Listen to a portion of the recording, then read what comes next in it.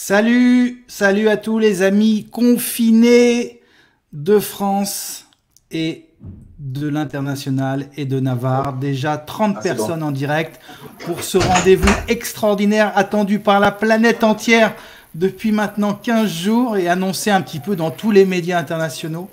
Nous recevons aujourd'hui le duo choc de l'éveil, les playboys de la conscience. J'ai nommé Pierre et Gérald. Salut les amis. Salut Alain. Salut. Salut à tous. Ils sont avec nous. Merci d'avoir accepté. Il y a déjà plus d'une centaine de personnes live, tu vois. Tellement la demande était importante. Pierre, Gérald, avant de rentrer dans divers sujets passionnants, comment allez-vous? Comment vivez-vous ce confinement? Et la deuxième question qui va avec, mais je vous laisserai développer, c'est qu'est-ce qui vous a poussé à partager avec nous aujourd'hui un moment comme ça? Qui veut répondre le premier? Je vais commencer. Vas-y. Ça me rappelle un peu, une fois j'avais passé un nouvel an avec Gérald. Et donc on devait être 3, je pense, à ce moment-là. Et au moment de la nouvelle année, je dis à Gérald, c'était avant la réalisation, hein, je dis à Gérald, bonne année, GG. Puis lui il me dit, ouais, c'est tout pareil. En fait, ça fait pareil avec le confinement. C'est tout pareil, en fait. Ah ouais, je me souviens de ça. Ouais. Je me souviens de ça. Et comment vous le vivez là? Ça change rien. Ça change rien pour vous en ce moment? Non, ça change rien. D'accord. Et qu'est-ce qui vous a poussé un peu à partager au début, je sentais qu'il n'y avait pas forcément l'élan de venir en ligne. Tout le monde a tendance à faire des conférences. Oui. Il y a une grande mode on a tous profité de cet instant pour transformer nos conférences et nos réunions sur Internet. Oui. Et il y a cet élan un peu de gratuité aussi, de partage général. Et je sentais qu'au départ, vous n'aviez pas forcément l'élan. Qu'est-ce qui a changé ça? Alors ça, expliquer qu'est-ce qui a changé ça va être un peu compliqué. Hein. Mais voilà, est-ce qu'il y a eu un besoin Exactement. de partager Non, c'est pas un besoin. C'est pas un besoin. J'en parlais hier avec quelqu'un en ligne et je lui expliquais que quand il y a des élans qui viennent, il n'y a même pas de pensée qui viennent. Oui. C'est-à-dire que c'est complètement spontané. C'est dans le cœur, ça dit.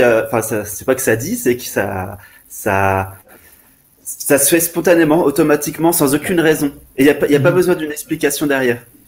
Donc voilà, c'est comme le nom aussi. Des fois, je dis des noms à certaines personnes, comme quand tu m'as proposé au tout début. Ça a dit non, mais il y a aucune explication derrière. C'est pas non parce que c'est comme ça. C'est automatique. Tout à fait. C'est comme ça. Du coup, il n'y a pas d'effort.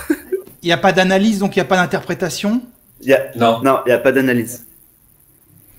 Ok, Gérald. Oui. J'enchaîne sur. En fait, pour prévenir un petit peu tout le monde, c'est vrai quand on fait des satsangs tous les trois, enfin quand vous faites des satsangs, quand j'organise ou quand vous le faites avec d'autres personnes qui organisent, c'est vrai que le format est un peu différent. C'est pas forcément une interview. Vous posez et puis vous lancez un peu la conversation un peu à votre rythme et en fonction des questions des gens. Donc on prendra des questions des gens au fur et à mesure. Vous pouvez laisser vos commentaires. Il y a déjà 90 commentaires, mais on va essayer de gérer tout ça. Denis est à la réalisation. Emmanuel est dans le coin, je pense. On va lui demander. Denis, si tu peux lui écrire, ça serait super qu'elle nous donne un coup de main. Gérald, le monde est à l'arrêt depuis 2 mois. Oui. D'une façon complètement inédite.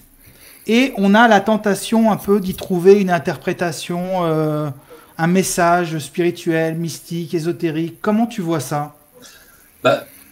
C'est vrai que c'est un petit peu sans précédent, hein, surtout à l'échelle entre guillemets planétaire. Mais en même temps, on voit quand même spontanément quelque chose qui semble en tout cas prendre cet aspect, cette forme comment je pourrais dire ça, du recueillement, de l'introspection.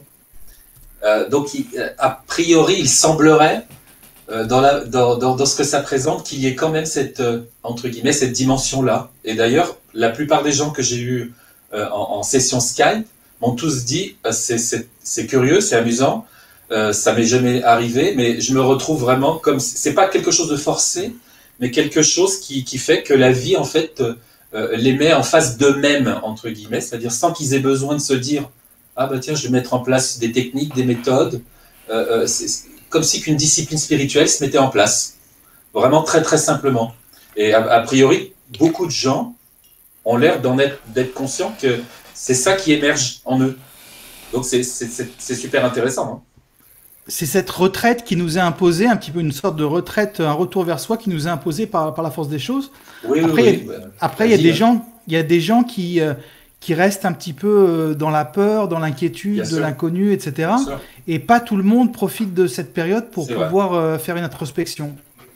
Bah, déjà, les gens qui, à un moment donné, se retrouvent confrontés directement, même si, de toute façon, c'est le quotidien, mais se trouvent confrontés à des décès, à des gens qui leur sont chers, à des amis, des événements comme ça, qui sont quand même des événements dans la vie humaine, entre guillemets, majeurs. Donc, pour eux, c'est très compliqué.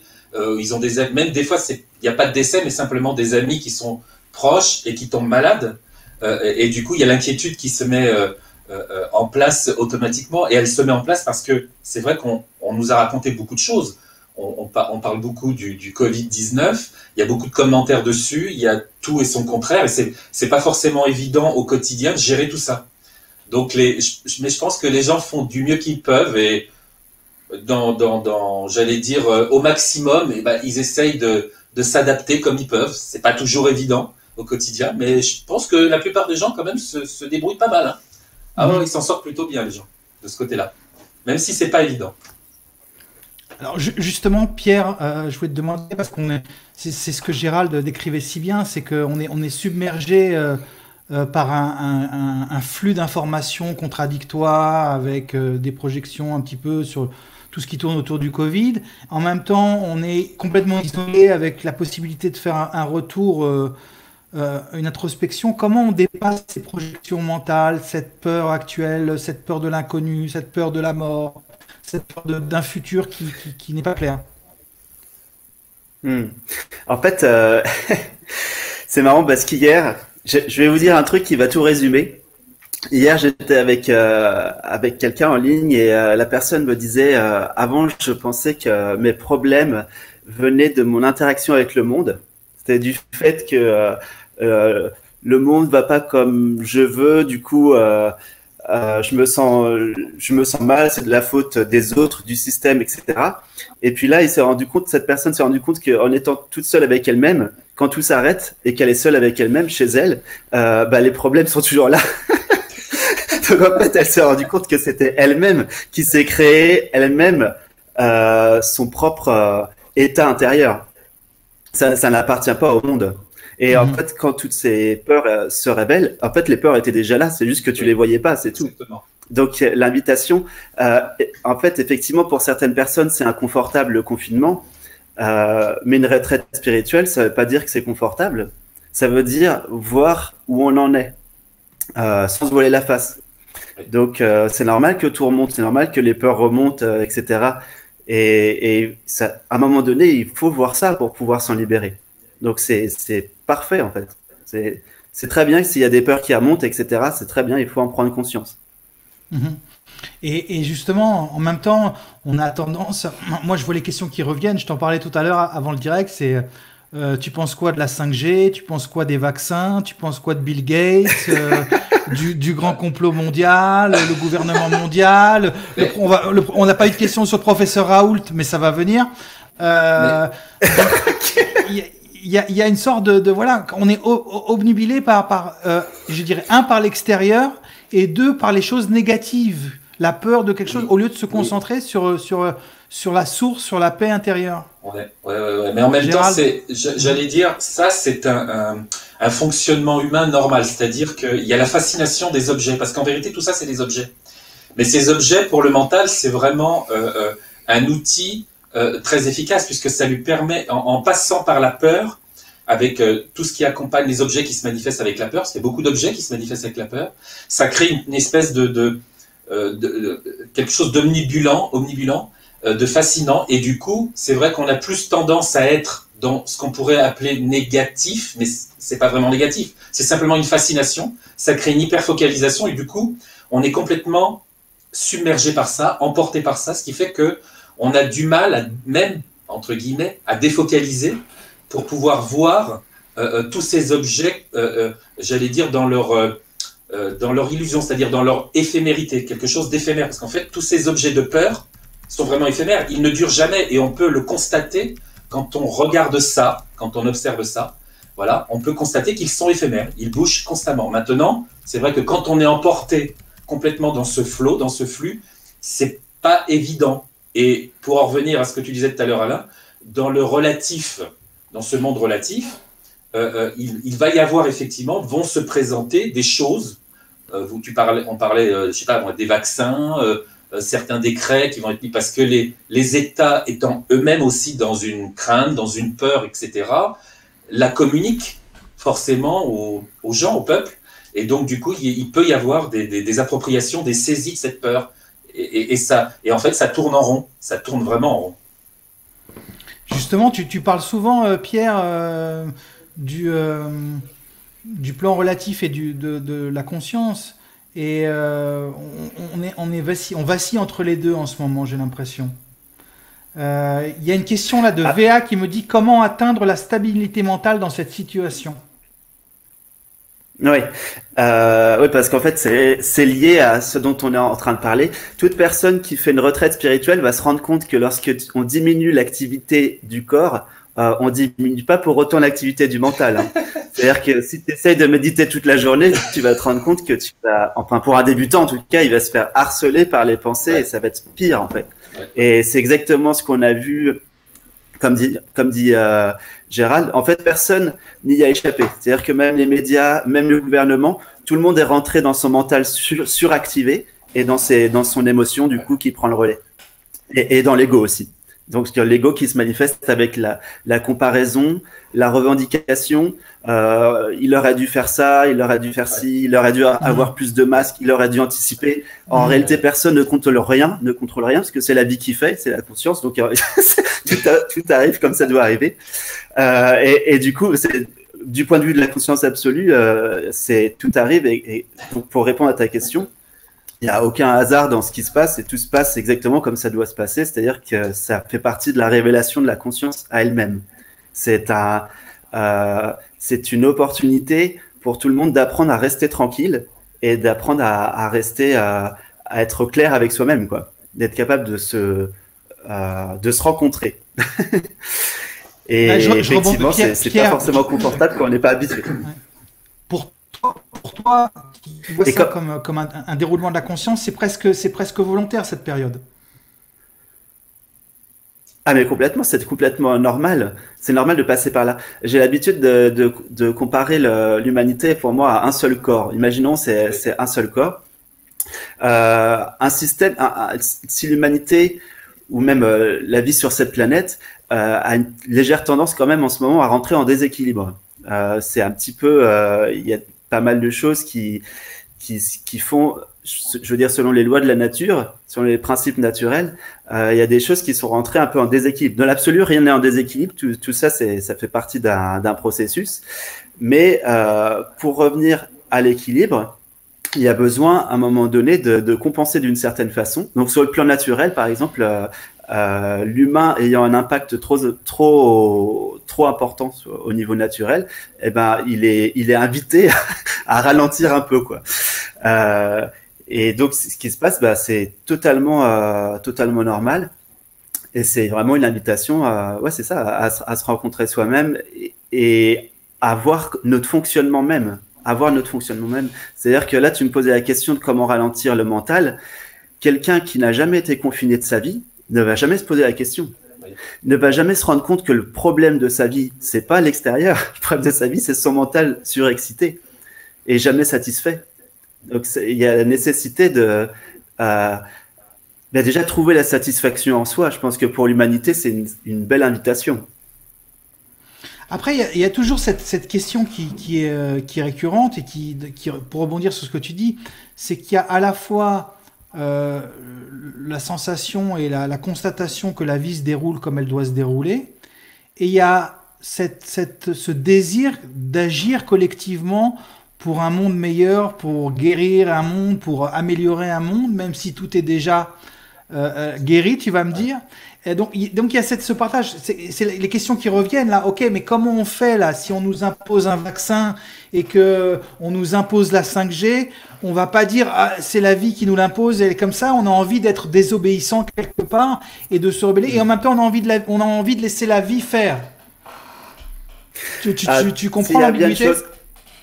Ouais. Alors, s'il y a bien une chose qu'on a compris avec le Covid-19 et avec le confinement, c'est qu'au bout du compte, on ne s'impose que ce qu'on veut bien s'imposer. C'est-à-dire que là, par exemple, moi, je suis né pendant les années 80. Depuis tout petit, on me dit, c'est la crise économique, il n'y a pas d'argent, c'est la galère, etc. Et puis là, d'un coup, sans aucune venue de nulle part, comme ça, il y a des centaines de milliards qui sont créés comme ça, parce qu'il y a besoin. Faut bien comprendre que c'est nous qui décidons ce qu'on veut. En fait, il y a aucune autorité. Enfin, tout ce qu'on fait peut être choisi. On peut choisir tout ce qu'on veut. On est libre, en fait. Donc, on peut. Si l'humanité ne veut pas de la 5G, il y aura pas de 5G. Si l'humanité ne veut pas de vaccin, il y aura pas de vaccin. Tu vois, c'est aussi simple que ça. On en revient. C'est une question de. Quand Pierre parle de décision, attention, voilà, il faut bien le comprendre. Il ne parle pas d'une décision humaine, d'accord? Mais en tant que conscience, si décision il y a, c'est la conscience qui prend, entre guillemets, pour mettre un mot, c'est un mot humain, donc c'est pour qu'on se comprenne.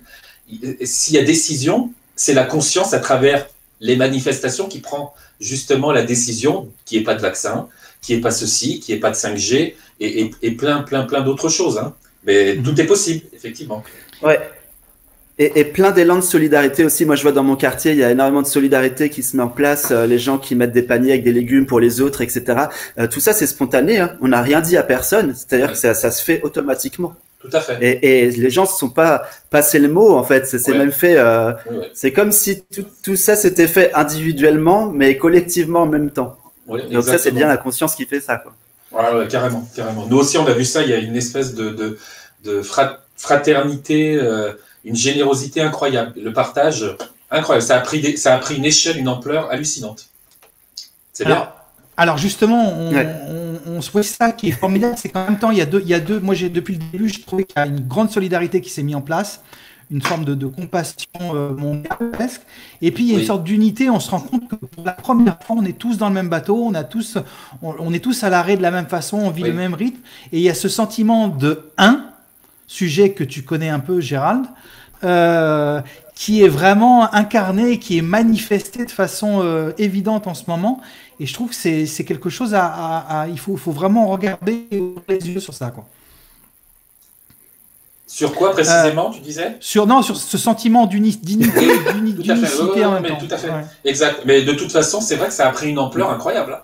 Beaucoup de gens m'en parlent, même des gens qui n'ont pas forcément une approche spirituelle me disent qu'ils sont assez surpris parce qu'ils n'ont jamais vu autant de proximité entre les gens. Par contre, il y a aussi un peu l'effet inverse, c'est-à-dire que l'humain, à un moment donné, s'identifie trop à son rôle de personnage. Et il y a le côté aussi tendu et tension qui ressort. Mais bon, j'allais dire, tout ça s'équilibre parfaitement comme d'habitude. Donc tout est parfait, tout est en place. Je vais essayer de prendre, avant d'enchaîner sur mes questions, je vais d'abord, avant de prendre les questions des gens, justement, je vais vous poser des questions sur le confinement parce que nous, on a la chance de pouvoir vivre ça de façon plutôt confortable. On pense à tous ceux qui sont dans des situations compliquées, qui sont dans des petits endroits, qui vivent à 10 dans des petits apparts ou qui vivent dans un relationnel compliqué. Quel est le message qu'on a envie de leur faire passer, le conseil pour justement essayer de sortir la tête d'une situation comme ça anxiogène? Tu poses la question à qui, Alain? À Pierre et Gérald. Voilà, à nous. Tu veux répondre, Pierre? D'accord. En fait, c'est marrant parce que l'aspect du relationnel aussi, je l'ai eu pas mal en consultation là. Enfin, les gens avec qui j'ai un entretien et effectivement, lorsque tu sors pas de chez toi, le relationnel devient un vrai sujet là pour le coup. Donc, si en couple c'était déjà pas fluide, là ça va être beaucoup moins fluide. Si dans ta famille c'est pareil, si dans ta famille c'est pas fluide, là ça va prendre des ampleurs énormes. Donc l'invitation, c'est vraiment de travailler la rencontre, c'est la rencontre avec soi, mais aussi la rencontre, l'effet miroir que peut faire une relation. Et les personnes que j'ai en entretien justement me disent que elles ont commencé à se rendre compte que la relation elle-même était aussi une aide pour l'introspection dès le moment où elles arrêtaient de se défendre. C'est-à-dire qu'elles arrêtaient de tout le temps revendiquer quelque chose quand la personne leur dit quelque chose, mais elles essayaient de voir en elles-mêmes et en profondeur à quoi ça faisait écho. Donc la relation, c'est aussi une invitation à aller voir au niveau, surtout au niveau émotionnel, hein, qu'est-ce qui se passe à ce niveau-là. Et c'est pas un obstacle à la paix. Bien au contraire, ça peut même aller plus vite dans la paix. De toute façon, je dirais, il y a toujours ça ne vient jamais du contexte extérieur. Dans le sens où il y a des gens qui sont seuls, qui me contactent et qui me disent que la solitude, c'est souffrant. Il y a des gens qui sont en famille, qui me disent la solitude, c'est souffrant, mais il y a aussi l'inverse. C'est-à-dire que j'ai des gens qui me contactent, qui sont seuls et qui disent la solitude, c'est génial. Et vivre en famille, c'est génial. Donc, en fait, ça n'a rien à voir, encore une fois, avec le contexte. C'est toujours de soi à soi. Il y a rien d'autre. Et ce n'est pas une question de mètres carrés non plus, parce que je connais des yogis qui ont vécu dans 3 mètres carrés et qui sont totalement contents et heureux, et qui sortent jamais. Tout à fait. Donc, ce n'est jamais la faute de l'autre ou d'un contexte quel qu'il soit. De toute façon, être n'est pas affecté par la condition. Exactement. Il n'y a pas de condition. Il n'y a pas de condition à la joie d'être. La joie d'être, c'est ce qu'on est. C'est naturel. Ok. C'est la conclusion. Non, je rigole. T'as dit l'essentiel, Pierre. Je vais prendre des questions qui partent dans tous les sens là. Alors on va laisser, je vous dis, on va laisser tranquille un peu la 5G pendant un peu de temps, ok. Et on va parler d'autre chose et du vaccin non plus. On nous dit que la conscience joue avec elle-même. Elle est tout. Sur ce plan-là, y a-t-il des limitations? Les lois de la physique, de la gravité, que sont-elles pour l'absolu? Un cadre qu'elle s'est imposé pour mieux jouer, nous demande Fliflo. Là, on est dans le dur. Hein. Donc, on y va. La confiance, la conscience, l'absolu, la physique. Je vous laisse vous amuser.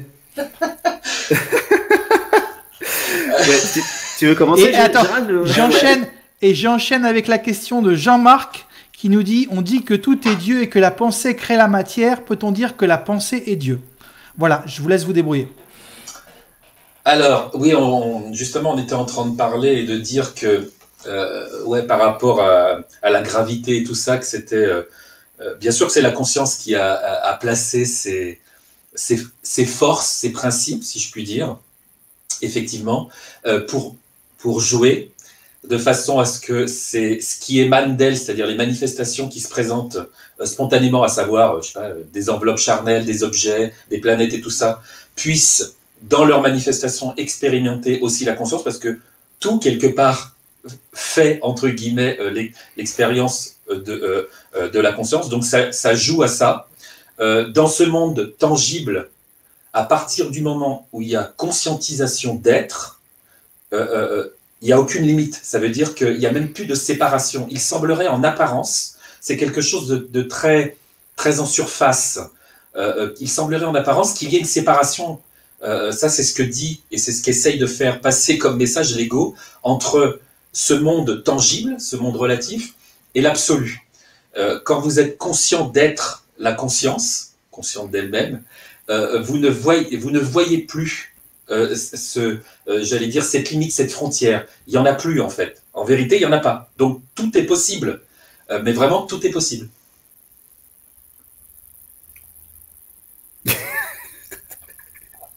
Un petit coup de jus. C'était quoi la question sur Dieu? C'était quoi la deuxième question? La question sur Dieu, c'était quoi? Ah oui, la pensée. La pensée, la pensée est-elle aussi... voilà, on dit que tout est Dieu et que la pensée crée la matière. Peut-on donc dire que la pensée est Dieu? Bah, tout est Dieu. Oui. Oui. Oui. La réponse est oui. Oui, c'est vrai. Merci. Ouais, bien sûr. Non, en fait, c'est simple. C'est simple à comprendre, c'est que c'est une question de le monde manifesté, c'est que de la fréquence. Donc on connaît les fréquences physiques, mais on analyse un petit peu moins les fréquences au niveau des plans du mental, qui sont au niveau de l'astral. Donc c'est dans une autre dimension. C'est pas dans la dimension physique, sinon on verrait les pensées avec les 5 sens physiques. Or c'est pas le cas. Ouais. Donc c'est au niveau des sens astraux qu'à la rigueur on peut voir la pensée dans l'astral. Tout à fait. Par exemple, dans l'état de rêve, n'importe quelle pensée que tu as prend forme parce que dans l'état de rêve, tu es dans le corps astral. Exactement. Donc, du coup, les fréquences se manifestent. Mais oui, effectivement, ça fait partie du plan relatif créé par la conscience, tout comme tout le reste. Hein. Exactement. Tout ce qui apparaît et disparaît, apparaît et disparaît au sein de quelque chose. Et ce entre guillemets quelque chose est ce qui prend conscience de justement ce qui apparaît et disparaît. Donc il y a toujours une conscience, on va dire, à la base pour être le support de ce qui apparaît et disparaît. Tout comme il y a toujours un océan qui est le support d'une vague. C'est beau, voilà. Tu es un poète, Pierre. Mais je sais que tu es un grand surfeur. Bon, en fait, tu as progressé en surf? C'est pour ça. Bah là, en ce moment, j'ai pas trop progressé du coup. Par contre, je sais changer les couches maintenant.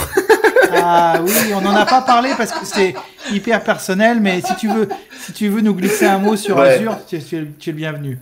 Mais en fait, tout est parfait parce que Azure est né le 6 mars et le congé paternité, ça dure 11 jours. Et donc, le 17, c'était la fin de mon congé paternité et le confinement, c'était le 16. Donc, ça s'est parfaitement enchaîné. Et pour un bébé, c'est le meilleur karma, c'est d'avoir ses deux parents en permanence avec lui, quoi. Donc, il est super content. Parfait.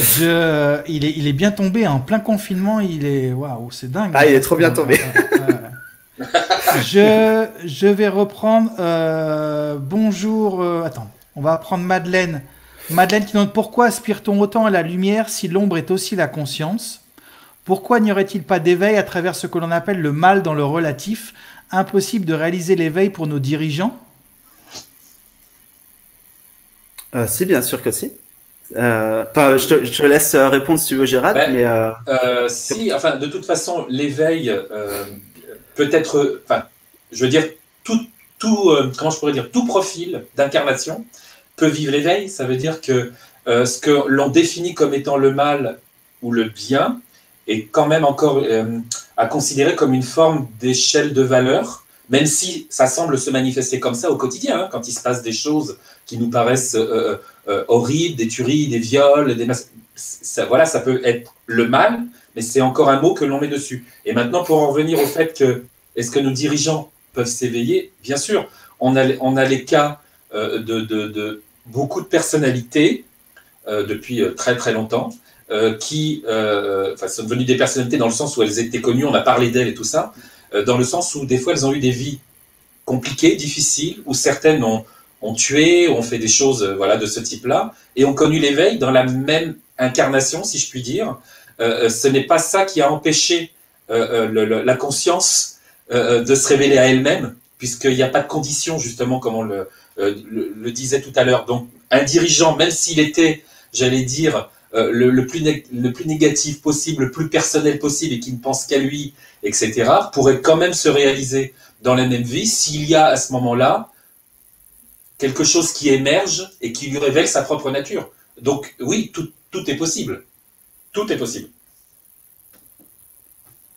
Et on nous demande si... J'essaye de suivre parce qu'il y a 10 questions à la minute, hein, donc j'essaie de suivre. Est-ce que... Peut-on comprendre intellectuellement la non... On va enchaîner sur des sujets comme ça, oui. Mais c'est des trucs profonds, mais c'est pas grave, on répond au fur et à mesure. Peut-on comprendre intellectuellement la non-dualité sans pour autant être totalement un avec l'univers? Merci. Alors, la réponse, c'est non. Non. Non, tu peux pas comprendre la réalisation du soi et l'unité à partir de l'intellect. Clairement pas. Désolé. ça toujours... Ça a toujours été dit, hein. Ça a toujours été dit. Ouais, c'est impossible. Hein. De toute façon, tous les maîtres de toutes les approches confondues l'ont toujours dit. Intellectuellement, conceptuellement parlant, vous ne pouvez pas, puisque ce qui sert ce qui utilise le concept et l'intellect, c'est tout ce qui est mental. Le mental est quand même quelque chose de relativement limité dans sa manifestation et dans sa façon d'appréhender les choses. Donc, vous ne pouvez pas appréhender ou conscientiser ce qui est infini, ce qui n'a pas de limite, pas de début, pas de fin, avec un outil aussi limité qu'est le mental. Ça n'est pas possible. Mais de toute façon, on va tous passer plus ou moins par l'expérimentation du mental pour en connaître, j'allais dire quelque part, les tenants, les aboutissants et ses limites. Et à partir de là, on va conscientiser qu'effectivement, le mental ne nous servira pas à appréhender ça uniquement des objets, du quotidien, du manifesté, du relatif, mais ça s'arrête là. Donc il a son utilité, si je puis dire, dans ce monde tangible, mais ça s'arrête là. On ne peut pas appréhender, on ne peut pas conscientiser le soi avec le mental. Ce n'est pas possible.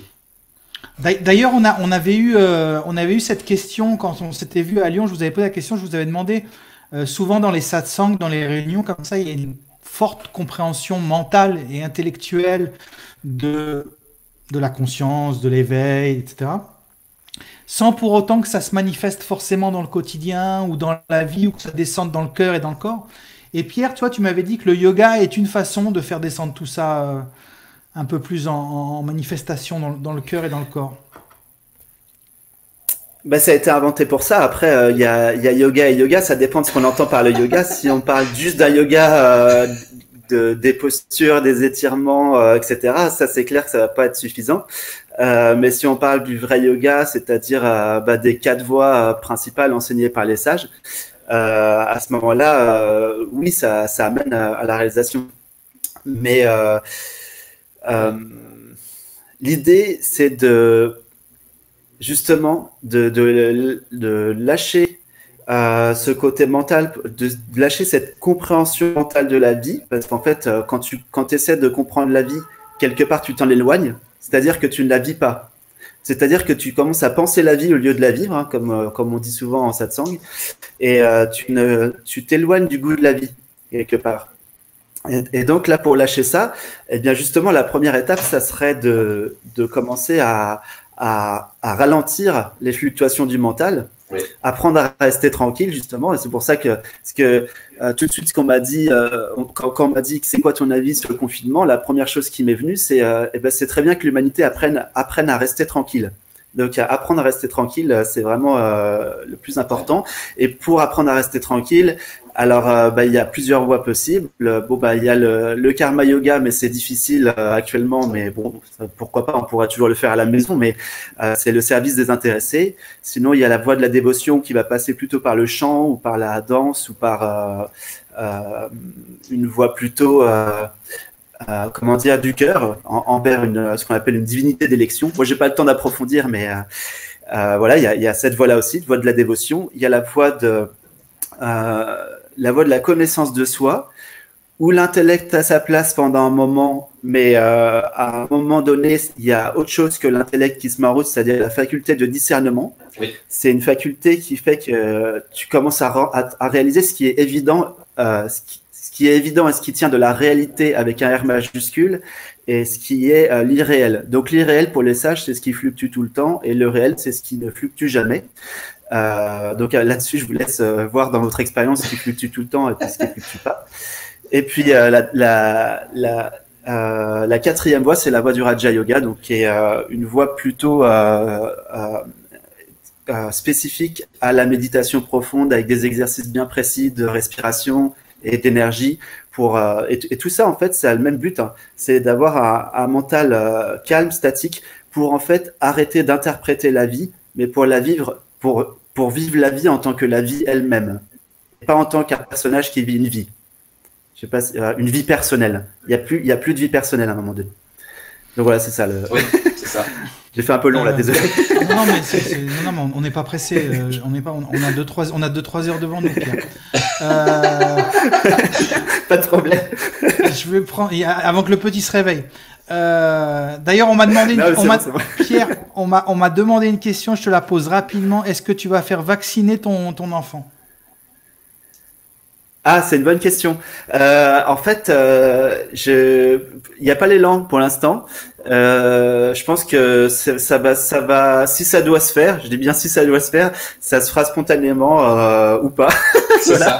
Je vais pas répondre oui ou non, mais ce que je vais répondre, c'est que chacun écoute dans une certaine mesure son intuition. Après, je sais qu'en France c'est obligatoire, mais bon. Tu nous tiens au courant. Tu nous tiens au courant. Ouais, c'est ça. Je prends la question de Muriel. Gérald, est-ce que la réalisation est possible sans qu'il y ait le fameux basculement? Alors, déjà, en ce qui me concerne, basculement, je ne sais pas qui bascule. Un basculement de qui? Le basculement ne peut s'opérer que si, j'allais dire, non. Ce qui est basculement, c'est pour un personnage. C'est pas la conscience. La conscience, elle bascule pas. Elle est égale à elle-même, elle est toujours la même, parfaite, équanime. Donc, elle peut pas basculer. Et cette réalisation dont on parle, cet éveil, entre autres l'éveil, la réalisation du soi et tout ça, est d'office notre nature. Ça veut dire que, en vérité, nous sommes déjà ça. Après, il y a toutes les croyances qui se mêlent à ça, il y a toutes les tendances qui se mêlent à ça, et il y a toutes les saisies qui s'opèrent justement. Pourquoi on fait des expériences de saisie, d'identification, alors que l'on est déjà le soi, justement pour se rendre compte que tout ça est éphémère, que tout ça est illusoire, et qu'il n'y a que ce qui ne bouge pas, qui est notre véritable nature. Mais pour moi, le basculement, pour moi, ça signifie rien, le basculement. Il n'y a pas besoin de basculer, parce que ça veut dire qu'il y a encore un personnage qui bascule, quelque part. Or, on est déjà ce que l'on est. Donc, non. On prend cette citation là d'Agnès qui nous dit « Ne me qualifiez pas d'éveillé tant qu'une seule de mes cellules croit encore en sa mortalité. Je n'ai rien accompli. » C'est une citation de Grégory Motombo. Pierre, tu veux rebondir là-dessus parce que c'est une question qui revient en permanence. C'est pourquoi j'arrive pas à m'éveiller. On est toujours dans l'attente de quelque chose. Tu sais bien que tu pourras faire des satsangs toute ta vie. On te posera encore la question de l'éveil et du moment où va y avoir un déclic. Mais c'est aussi parce que toi, tu viens et tu nous racontes ça, Pierre. Tu nous dis avant la réalisation, après la réalisation. Ouais, il faut bien mettre des mots. Ah si. Ouais. En fait, c'est de ta faute, Pierre. Alors je suis pas le premier à parler de ça, mais ouais, je vois. Alors, je vais répondre à la première question. Pourquoi ça se fait pas? Eh bien, en résumé, c'est parce que tu crois davantage à ce que tu vois qu'à ce que tu vis. Ou en d'autres termes, tu crois davantage à ce que tu perçois qu'à ce que tu vis. Je prenais comme exemple cette semaine avec quelqu'un. Imaginons. Là, d'un coup, donc tu es là et tes sens s'arrêtent de fonctionner les uns après les autres. Donc ça veut dire que d'un coup tu deviens aveugle, d'un coup tu deviens sourd, d'un coup il n'y a plus la sensation, etc., etc. Qu'est-ce qui reste d'un moi individualisé à partir du moment où les 5 sens ne fonctionnent plus? En fait, l'éveil, c'est un petit peu, c'est pas la même chose, mais c'est un détachement, une désidentification des 5 sens, tel qu'en fait, tu ne vis plus la vie à travers ce que te disent les 5 sens. Donc en fait, tu ne vis plus la vie à travers ce que tu vois et ce que tu prends pour vrai, mais tu vis la vie directement en tant que la vie elle-même, c'est-à-dire qu'il n'y a plus besoin de passer par l'interprétation des sens pour vivre la vie telle qu'elle est. Donc en fait, je vais répondre à la question directement. Si tu n'avais pas les 5 sens pour goûter la vie, d'ailleurs ni les états énergétiques ni le mental, eh ben, tu verrais qu'il y a une conscience qui est tranquille, qui est toujours là, qui est toujours présente, et cette conscience est plénitude. Tu vois, là, à ce moment, je suis avec un bébé de 1 mois en permanence à la maison, et le bébé de 1 mois n'est pas encore identifié à ses sens. Donc en fait, pour lui, je le vois, je le sais, je le sens. Je le vois qu'il vit quand ses besoins de base sont résolus, c'est-à-dire quand il a eu à manger, quand il est propre, etc., à ce moment-là, je vois qu'il est dans une plénitude permanente. Ça se voit même dans ses yeux, il a le regard d'un état méditatif profond. Et en fait, à ce moment-là, il est en tant que conscience. Je sais qu'il se vit en tant que la paix elle-même. Il ne se vit pas en tant qu'un individu. Et en fait, c'est ce que tout le monde est. Tout le monde est fondamentalement ça. Quand vous étiez bébé, vous l'étiez déjà, et c'est toujours là. Ça ne peut pas être perdu, puisque vous l'êtes. On peut perdre que ce qu'on n'est pas. Oui, et en même temps, ces 5 sens et ce corps que tu n'es pas, et ces sens que tu n'es pas, c'est la beauté de l'incarnation aussi, de la manifestation et du jeu de la vie. Ouais. Oui. Le paradoxe aussi, c'est que ces 5 sens-là sont aussi une porte d'accès à l'éveil. Oui. Donc, c'est-à-dire que par le biais des 5 sens, tu peux, par exemple, être présent, totalement présent à ce qui se vit. Souvent, en fait, ce qui est marrant, c'est quand on entend des témoignages d'éveil, ça arrive dans des moments très simples où les gens ils sont juste posés là, tu vois, ils sont en train de boire le thé, ils savourent leur thé, ils sont totalement présents, et là, boum, il y a éveil. Et souvent, c'est des choses très anodines. C'est genre, je marchais dans la rue, ou dans la voiture. J'ai vu une pâquerette, ouais, où j'étais dans la voiture. Tu vois, je suis en train de conduire, et puis là, boum, je suis juste très, très ici et maintenant. Et par rapport au fait de s'identifier à ce qu'on voit, je voudrais aussi rajouter une chose très importante, c'est que ce qu'on voit, ce n'est pas que les 5 sens, mais c'est aussi tout l'historique de soi-même qui défile en permanence. C'est-à-dire qu'il y a un rapport à mon passé et à mon futur dans ma vie personnelle qui n'est en fait que de l'imaginaire et qui fait croire que ça fait vraiment, ça entretient l'idée, comment dire, d'une amélioration d'un personnage. Comment dire ça,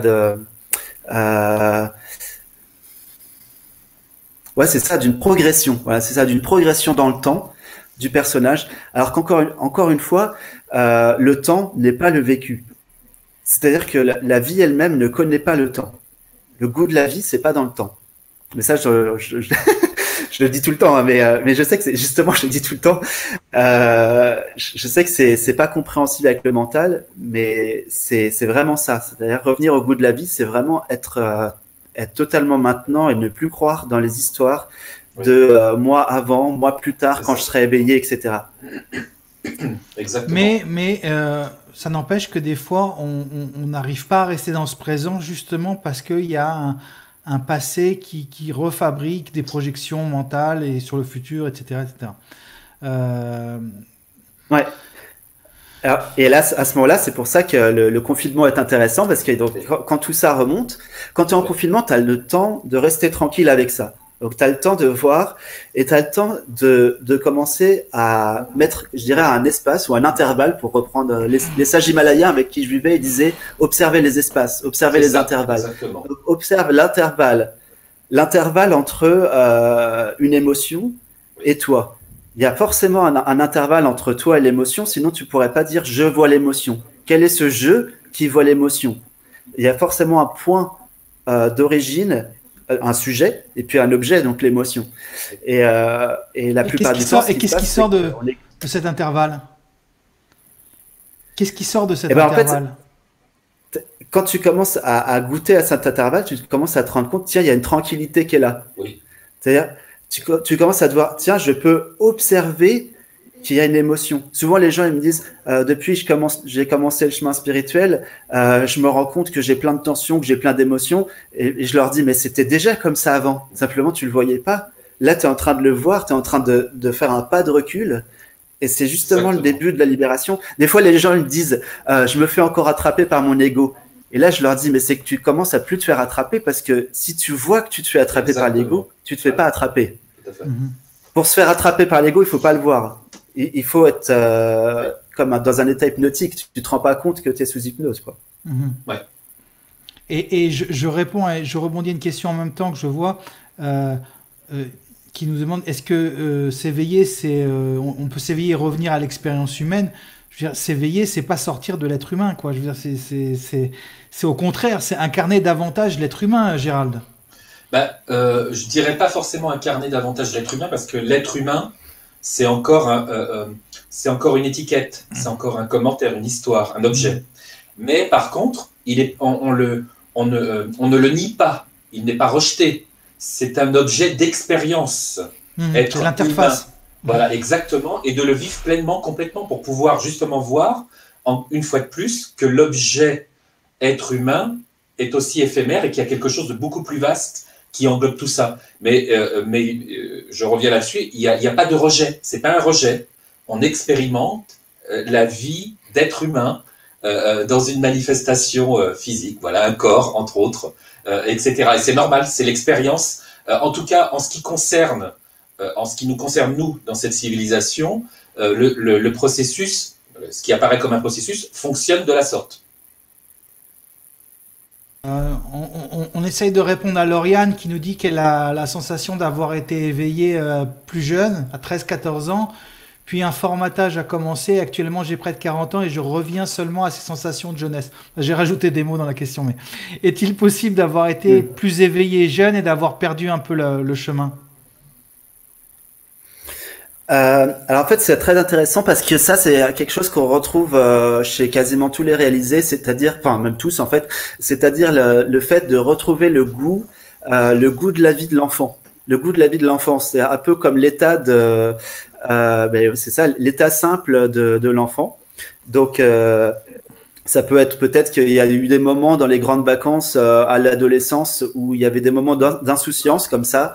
On se posait aucune question sur rien, on était juste content de vivre les vacances comme ça pendant 2 mois. Ou alors ça peut être des moments de la toute petite enfance. Et c'est vrai que ça, c'est il y a ça qui revient, et cette simplicité-là qui revient. Mais comment dire, il n'y a pas d'image ajoutée à ça. C'est-à-dire que quand je dis ça, n'essayez pas de recréer.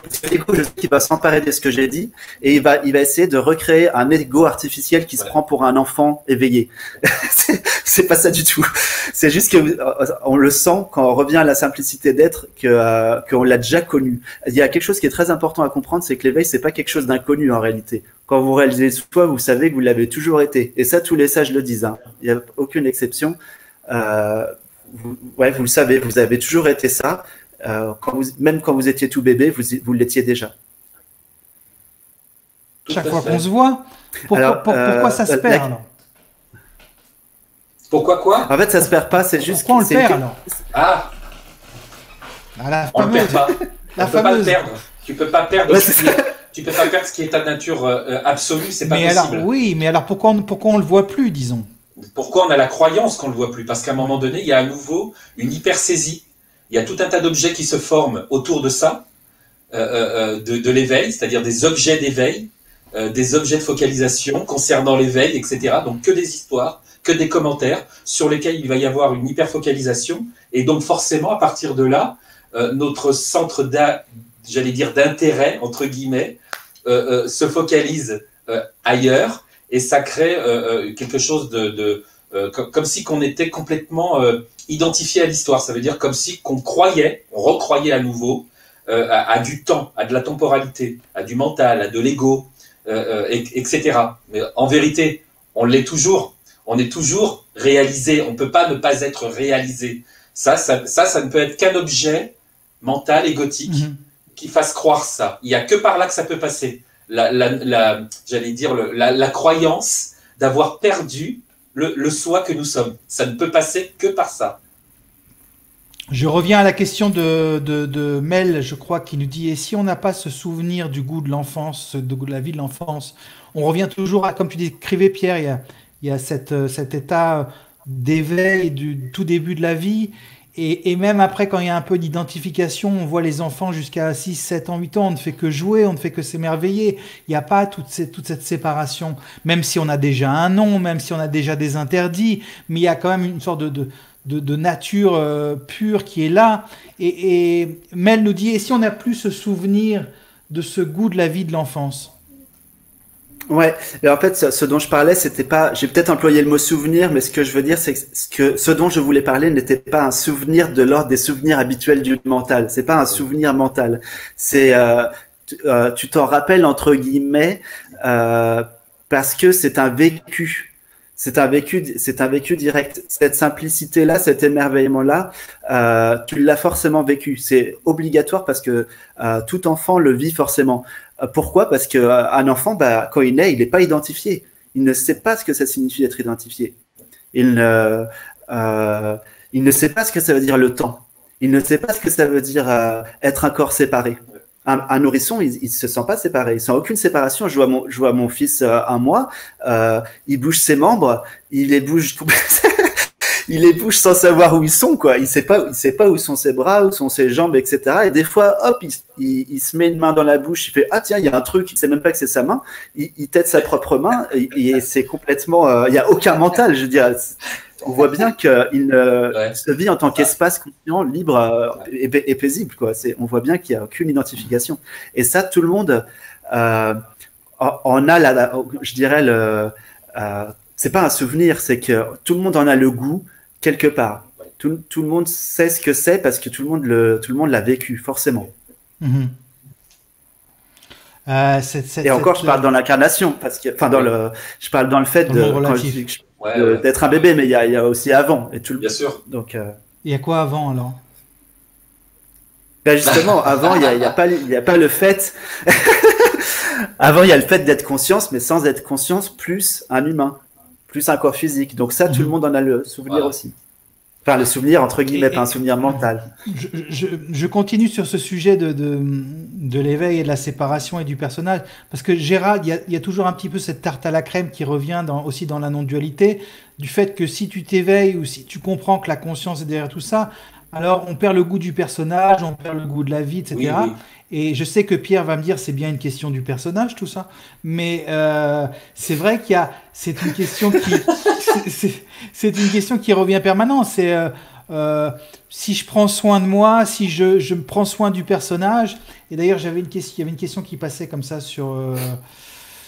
bon, je la retrouverai. Voilà, c'est Jelly qui nous dit que si je prends soin de moi, je me regarde dans la glace, je brosser les cheveux, les couper, pousser de barbe, bien manger, bref, prendre soin du personnage, vivre, ça s'appelle vivre. C'est pas incompatible avec un éveil et une connaissance de ce qui se passe avec la conscience, Gérald. Non, pas du tout. Là, à partir du moment, alors ce qui est important, c'est d'être conscient d'où ça part. Si le fait, par exemple, le matin tu te lèves, de te coiffer, de te parfumer, de prendre soin de toi, de faire du sport, etc., si c'est vécu comme étant non saisi, non approprié, mais dans une totale liberté d'être, effectivement, bien sûr, il y a aucun problème. Enfin, je veux dire, on le dit toujours, il y a rien qui est rejeté ou nié. D'accord? C'est simplement ne pas faire du corps ou du mental ou de l'ego un objet de fascination. Maintenant, quand on en fait des objets de fascination, c'est qu'on doit passer par là justement pour voir le côté éphémère de ces objets de fascination. Mais sinon, rien de tout ça n'est rejeté. Au contraire, c'est pleinement accueilli pour en faire l'expérience. Pourquoi l'objet, entre guillemets, c'est pas péjoratif, du corps, du mental, de l'ego sont là justement pour voir pleinement. Donc c'est la conscience en vous qui voit le côté éphémère de tout ça, mais sans les rejeter. Il n'y a rien qui est rejeté. Au contraire, tout ça fait partie intégrante du soi. Donc voilà, c'est un tout. Tout à fait. C'est un tout. Non, mais quand tu parles de fascination du corps, je pense à moi forcément. Donc je pensais à... Je comprends la question. Comment cesser, nous demande Léa, comment cesser de faire attraper par la croyance selon laquelle il nous faut accomplir des choses pour être accompli? Eh bien Léa, c'est une très bonne question que je me pose aussi pendant ce confinement, où d'un seul coup on passe du « il faut absolument que je fasse quelque chose » à « il faut que je reste tranquille », « il faut que… » Comment on sort de cette croyance qu'il faut absolument accomplir quelque chose? Qui c'est qui veut répondre? Le premier qui lève la main. Alors, en fait, il y a plusieurs réponses possibles. Soit tu sens comme une espèce de force qui te pousse à accomplir, mais il y a un stress avec ça. Donc ça peut vouloir dire que tu es identifié à un schéma que tu as vu étant enfant. Je dis ça, ou dans ton entourage proche, il y a des gens qui t'ont stimulé dans ce sens-là, et donc du coup, tu as enregistré ça comme une vérité absolue. Il faut accomplir pour être accompli. Ou alors, il n'y aura pas la notion de il faut accomplir pour être accompli, mais il peut y avoir la notion d'élan très fort pour faire des choses dans le monde. Pas pour être accompli, mais d'accomplir beaucoup de choses dans le monde. Ça peut être là spontanément. Et dans ces cas-là, c'est complètement OK. La conscience absolue joue sans aucun parasite, j'allais dire, du subconscient. C'est juste que il y a cet esprit d'entreprendre comme ça. Parce qu'il faut bien comprendre que la conscience absolue ne cesse jamais, à la fois, elle ne fluctue pas, elle ne bouge pas, mais en même temps, elle ne cesse jamais de créer. Hein. Ça crée tout le temps, en permanence. Hein. Donc, l'esprit d'entrepreneuriat ne contredit pas l'éveil. Hein. J'en connais plusieurs qui ont réalisé soi et qui sont des entrepreneurs pure souche, quoi. Vraiment, qui sont à fond dans l'entrepreneuriat, quoi. Donc, non, ça gêne pas du tout. Non. Pas du tout. Ici, donc, alors si cette personne-là, elle a l'élan du cœur de vouloir accomplir, voilà, on revient à l'élan. Problème. Par contre, faut s'enlever l'idée qu'elle va être accomplie, comment dire, par le fait d'accomplir ou de ne pas accomplir. Exactement. Ça n'a rien à voir avec ça. C'est pas lié à ça. Ouais, tout à fait. Voilà. Je connais les deux cas. Je connais les deux cas extrêmes. Ouais. Il y a des gens, ils restent chez eux toute la journée pendant 4-5 ans, ils réalisent le soi. Il y a des gens, ils font plein de trucs, ils montent des projets, etc. Ils réalisent aussi, donc ça n'est pas lié en fait. Il y a plein de questions, surtout plein de sujets différents. On nous demande l'aspect créateur dans tout ce phénoménal. Catherine qui nous demande et l'aspect créateur dans le paradigme du jeu de jeu J-E-U. Je vois ce que je crois. Gérald, ça te parle, cette question? Attends, et l'aspect créateur dans ce phénoménal, dans le paradigme de je vois ce que je crois. Je vois ce que je crois. Ça dépend parce que ça peut être pris de plusieurs façons. Qu'est-ce qu'elle veut dire par là précisément? Parce que là, il y a plusieurs. On va demander à Catherine de préciser si elle nous écoute. Je pense que la question là, tu vois, par entre guillemets ressenti, me paraît certainement très intéressante. Maintenant, j'aimerais bien qu'elle la développe. D'accord. Catherine, si tu nous écoutes, vas-y, on suit ton développement. Une question qui rebondit un peu sur ce qu'a dit Pierre. Moi, je voudrais bien accomplir plein de trucs, mais ça bloque tellement je voudrais en faire et je n'arrive pas à choisir car le choix n'arrive pas à se structurer. Il n'y a pas d'élan, quoi. Claire. Comment on fait quand il n'y a pas d'élan, Claire? Moi, je crois qu'il y a des élans là. Oui, il y a beaucoup d'élan, mais il n'arrive pas à choisir. Alors dans ce cas-là, ça c'est une vraie question pour les gens qui ont justement ce côté très fort d'inspiration comme ça.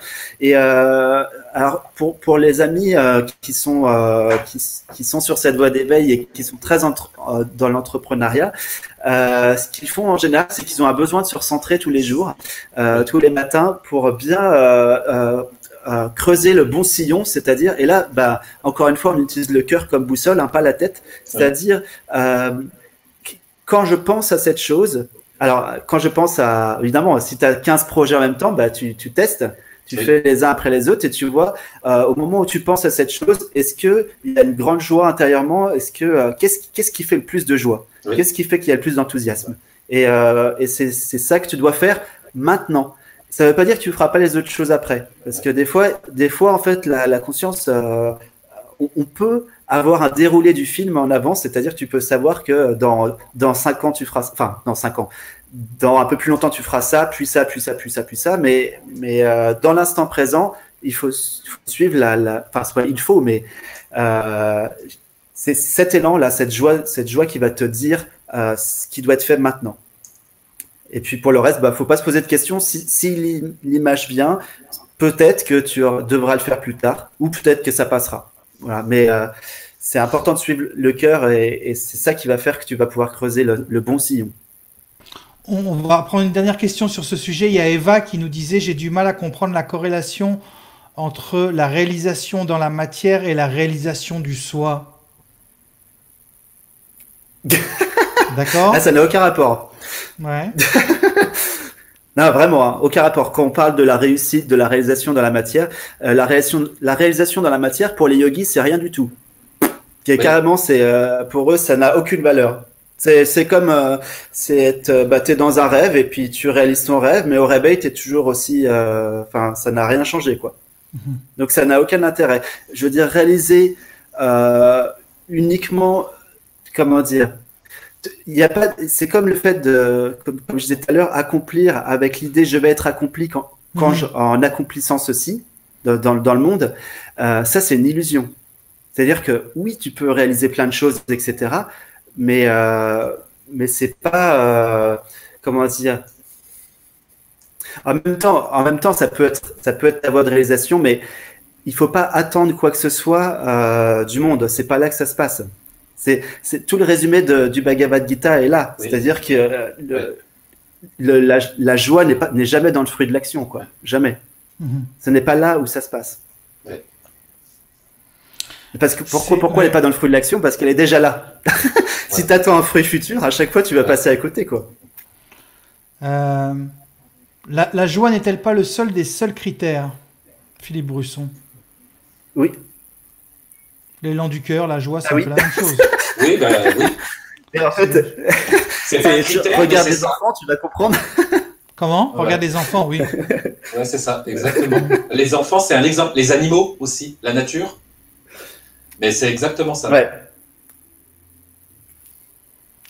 Une dernière question et après je vais continuer avec un peu le sujet du confinement puis on va conclure parce qu'on va pas passer la soirée non plus, hein. Moi j'ai l'impression de ne pas avoir d'élan, pas de passion, pas envie d'avoir le job du siècle. Ce qui m'accroche ce sont les satsangs, cette recherche, mais je m'épuise dans cette recherche, nous dit Aline. Ça c'est un danger aussi de passer son temps dans une sorte de quête. Oui, Gérald. Oui, parce que ça peut devenir ça aussi. Alors, ça part de, comme dirait l'autre, ça part d'un bon sentiment, puisqu'il y a la réalisation qui est derrière, il y a l'élan quand même de ça, sauf que entre temps, on se trompe. Enfin, il y a quelque chose d'erroné, de confus, et ça devient aussi cette quête de l'éveil absolu ou du satsang, etc. Les conférences traitant de ce sujet deviennent un objet de fascination, de focalisation. Et comme c'est un objet qui est plutôt spirituel, donc on ne le voit pas tout de suite, mais on s'en rend vite compte, et à un moment donné, c'est très compliqué des fois d'en sortir. Donc il faut regarder la nature même de l'objet, même s'il est spirituel, et l'accueillir comme tel, et à un moment donné, ça se dissout, ça aussi. Et non pas croire que parce que c'est un objet spirituel, il est plus important pour la quête spirituelle et la réalisation. C'est un objet comme un autre. L'objet de l'éveil, l'objet de la réalisation, à un moment donné, c'est un objet pareil que tout autre objet. Il n'est pas supérieur, il n'y a pas d'échelle de valeur, ça devient encore un objet. Sauf que l'ego travaille là-dessus en disant « Ah oui, mais c'est spirituel ». Et donc, du coup, on se fait attraper par ça. Voilà, c'est ça le truc. Mais en fait, c'est un objet. Ça peut être aussi un objet. Tu veux dire quelque chose là-dessus? Ouais, là encore une fois, je voudrais juste dire que ça dépend vraiment de l'élan et ça dépend vraiment de d'où ça part encore une fois. Exactement. Parce que il y a plein de cas de figure possibles. Je vais prendre les deux extrêmes.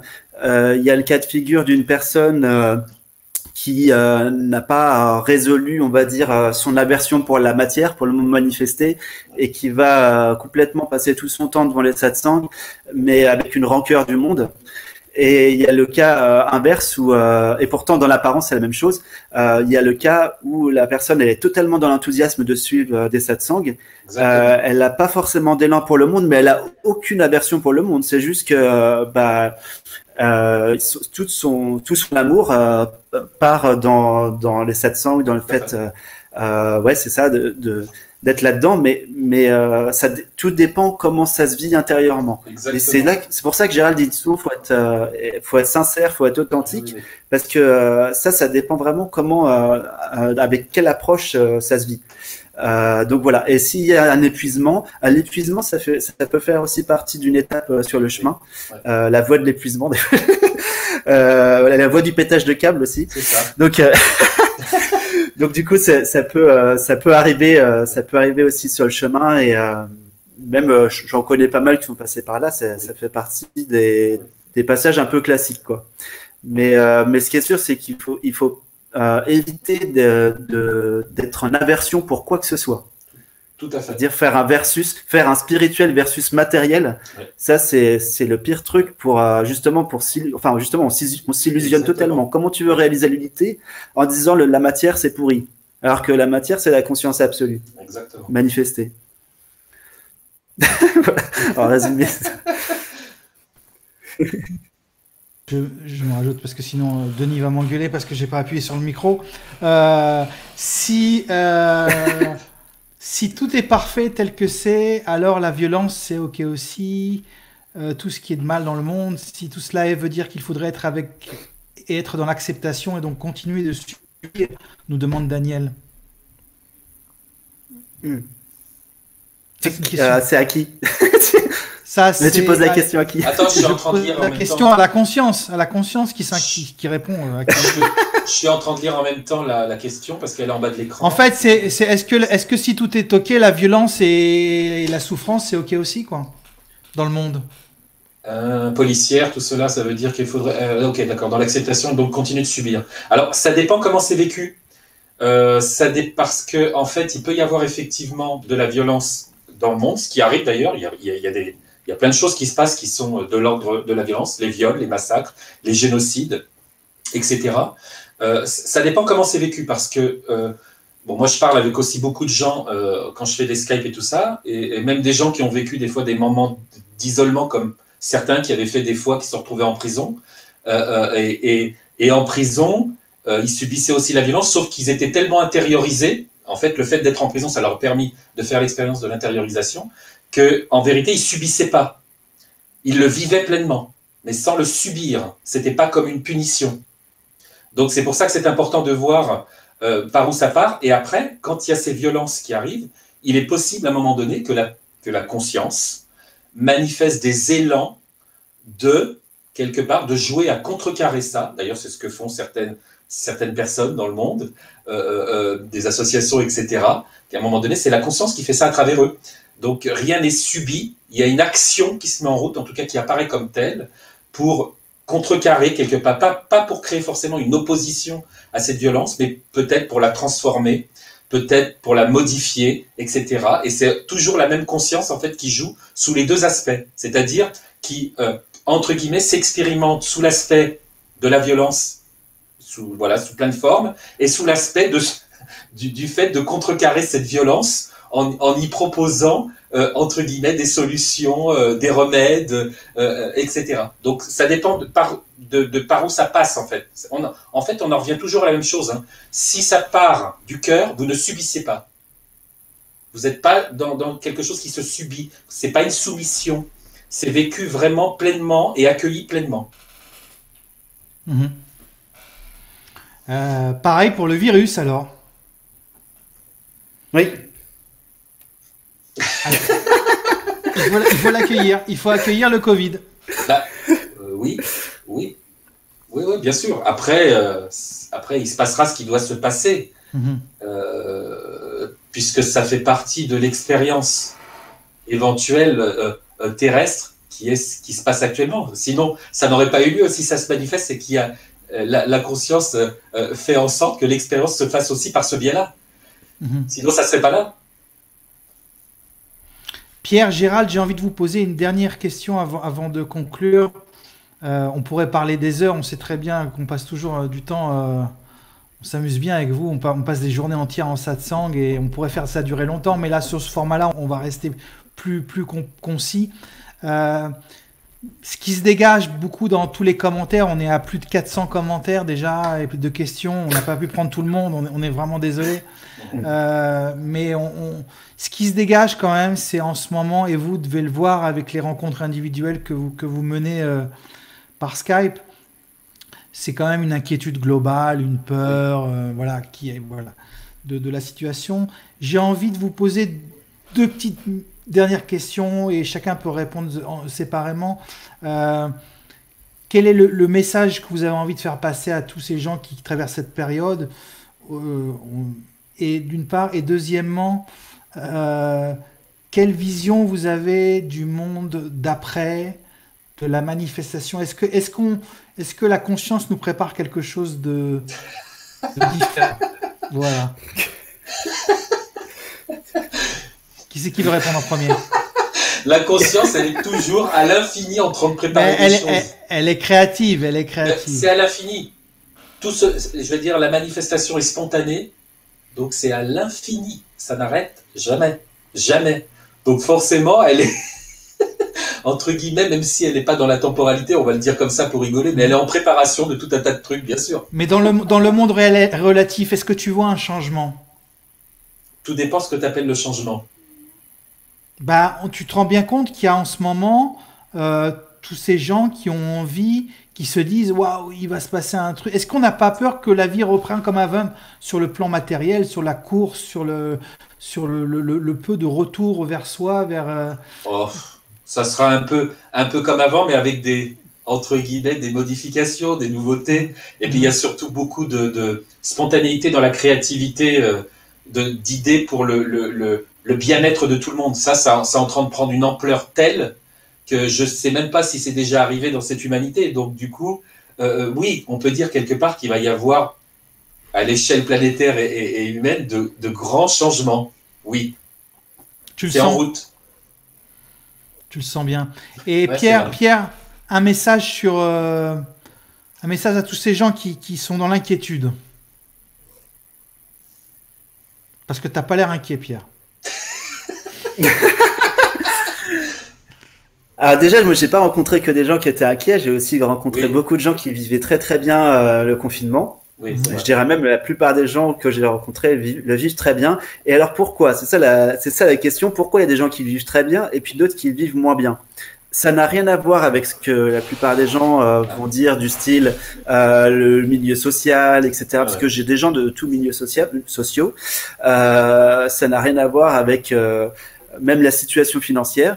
Ça n'a rien à voir avec tout ça. En fait, ce qui se passe, c'est que plus tu as un contact avec l'intériorité, on va dire, j'emploie le mot intériorité pour qu'on se comprenne. Évidemment que dans l'absolu, il n'y a pas d'intérieur, il n'y a pas d'extérieur. Mais quand je dis intériorité, c'est-à-dire quand tu commences à être habitué à être avec toi-même, ça se vit confortablement et il n'y a pas d'inquiétude. Et moins tu vas être habitué à la rencontre de toi-même, moins tu vas être habitué à l'intériorité, et plus ça va être difficile. C'est comme si t'avais pas de bouée quelque part. Tu nages sans bouée, c'est complètement. En plus, il y a un flot d'informations là pour le coup. C'est vraiment, ça part dans tous les sens, le courant, le mental, l'émotionnel, etc. Alors que quelqu'un qui a l'habitude d'être intériorisé, lui, il a toujours sa bouée, c'est-à-dire qu'il peut facilement goûter la paix, rester tranquille là, et puis observer tout ça passer sans problème. Donc moi, mon conseil, c'est le même conseil qui est depuis plus de 10 000 ans. Les sages disent, c'est-à-dire que apprendre à revenir à l'intériorité, à s'intérioriser. Krishna disait être comme la tortue qui rentre tous ses membres. C'est ça. Donc, c'est-à-dire faire le chemin inverse des 5 sens, c'est-à-dire revenir à l'origine. Déjà, ça c'est on va dire la base. Et puis justement passer par le ressenti de la paix, ressentir le calme, ressentir la paix. Et si on ne sait pas par où commencer, ça commence par se poser la question où est-ce qu'est le calme, où est-ce qu'est le ressenti du calme dans mon expérience directe. Et le calme, il n'est pas dans les pensées, il n'est pas dans les sensations, il n'est pas dans l'énergétique, etc. Le calme, il est dans ce qui perçoit. C'est-à-dire qu'il y a quelque chose qui perçoit tout ça. Il y a un sujet tranquille qui perçoit qu'il y a de l'agitation. Mais pour pouvoir dire il y a de l'agitation, il faut qu'il y ait un point pas agité. Tu vois, pour pouvoir voir l'agitation de la main là comme ça, il faut que toi-même tu sois stabilisé. Si on était dans des montagnes russes comme ça et si je te montrais la main, tu verrais rien quoi.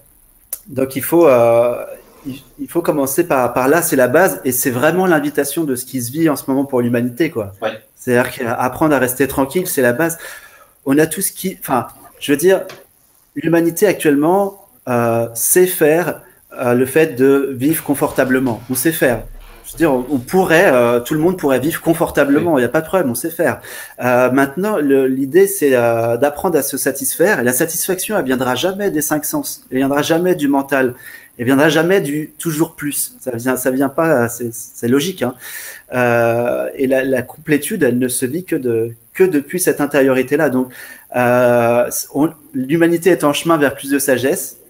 C'est révélé par les sages depuis très longtemps. Ouais. Mais bon, il y a encore un siècle et demi environ avant que ça soit que la sagesse prévale sur Terre. Donc c'est pas encore pour tout de suite, mais ça vient. Mais vous pouvez en ressentir les prémices, quoi. Voilà. Ouais, carrément. Il y en a déjà qui sont déjà dans, on va dire, cette humanité sage d'après, quoi. Exactement. Voilà. Donc c'est en chemin. Ouais. Bon, bah ça nous donne le temps de refaire des satsangs. On a un siècle et demi pour s'amuser et pour refaire des streamings et passer du bon temps. On n'est pas pressé, quoi. Moi, ce que je retiens de cette conversation, c'est cette invitation à rester tranquille, qui est proposée au monde entier en même temps. On est en train de nous dire stop, on se pose, 1 mois, 2 mois, et on regarde un petit peu ce qui est à l'intérieur. Exactement.